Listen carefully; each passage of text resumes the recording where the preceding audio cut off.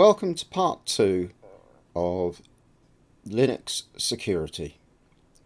On our wiki there's a detailed set of articles which covers quite a few aspects of Linux security, and in this one we're going to cover super user, which is also administrator.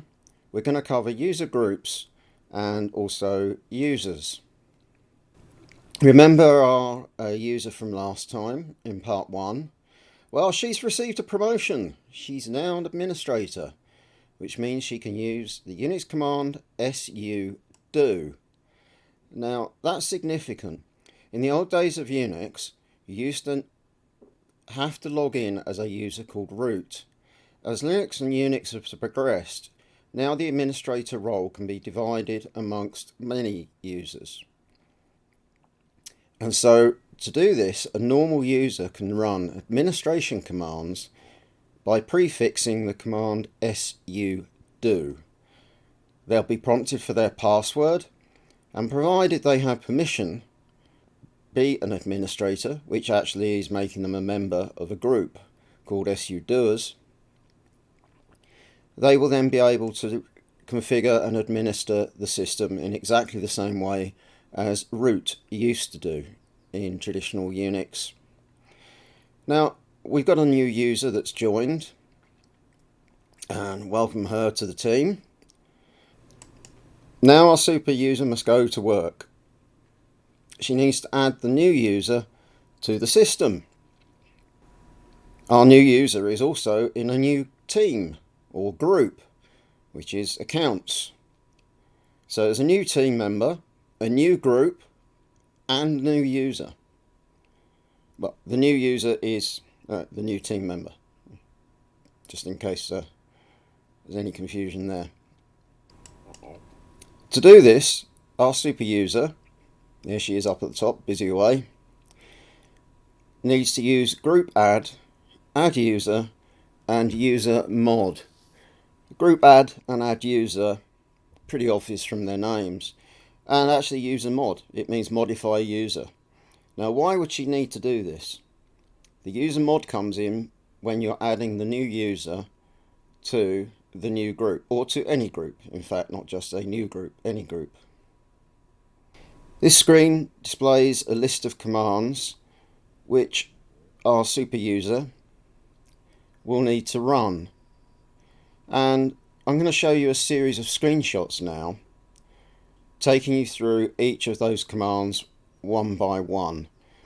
And with adduser, it prompts for additional information, which you'll see on the screenshot, appropriate screenshot. And it's fairly obvious stuff. It's not technical, it's just people stuff, not techie stuff. Here we go, we've run the first of the commands. Note sudo. That means I'm a normal user, but I want to run an administration command. Remember that? Groupadd means I'm creating a new group, and we're calling it accounts. And you can see I'm prompted for my password. There we go. I'm now adding our new user, Jess. Again, sudo, because I'm running an administration command. Adduser adds a new user. Now this time it didn't prompt me for a password, and the reason for that is there's a time default or value that can be set that if you're running multiple admin commands back to back or within a certain period of time, you only get prompted once for your password. It makes it more convenient. Typically when you're doing admin commands, you're going to be running a few and checking a few things, so from that point of view it's quite useful. You don't have to type your password in every single time.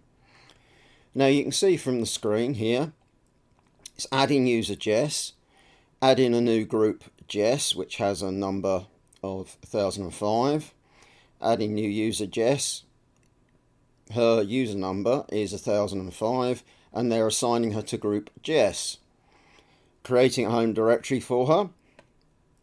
Don't worry about the etc part.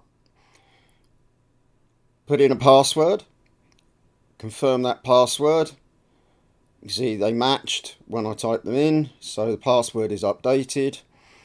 And here it just prompts for additional information you might want to enter about that particular user. You can see I've entered a couple of values, I've left them blank, some blank.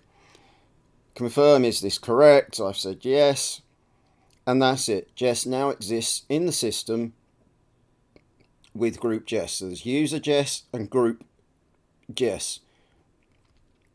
But Jess is in accounts. Remember, we added that, or created that accounts group. So the next thing we need to do is to assign her to a new group. Sorry, assign her to the group accounts, not the, you know what I mean. And so here you can see I've typed in another command, sudo, already covered that. UserMod, which means modify user, and we're going to add Jess on the end there, that's her username, to the group accounts. So accounts is now, or will, yes, it is now in Jess's available groups. And now you can see I've set her default group to be accounts, which is that second command there, sudo usermod minus lowercase g accounts Jess. And that concludes this tutorial. Apart from userdel, I want to lightly touch on that. If you want to use it, read the man page. In my professional experience, I have never been asked to delete a user. When somebody leaves the company, they move on, I've been told to make it so that they can't log on. Yes, certainly, that's good security practice. Absolutely correct. There's various methods that you can use. Just set them with a password that no one would ever guess in a million years. You can change their login shell, which will be covered in a different tutorial. You can expire their account. There's lots of different ways. But just in case they return is the management explanation. Keep their account. Also, I'm sure the company's legal team have also said we need to keep evidence, audit trails, etc., etc., etc. for compliance reasons and all the other legal stuff, which I'm pleased to say, being a techie, I don't get involved in. Like I say, it's there, but I've never been asked to use it in real life. Never. The only time I've removed users is when I'm running test scripts where I'm practicing creating users, checking that the create user works, and then I need to delete it and so on. So now, just to conclude, we've covered creating a new group. We've covered creating a new user. We've assigned a user to that group. I do suggest you read the wiki. There's a lot of information in there. Thank you for your time. Please subscribe to the channel. I'm trying to make videos as often as I can, but I am still doing the daytime job as an IT consultant and developer. Click on the bell and please give me a thumbs up. I don't know the significance of them because I'm still new to YouTube, but I'm told it's important. Thanks very much.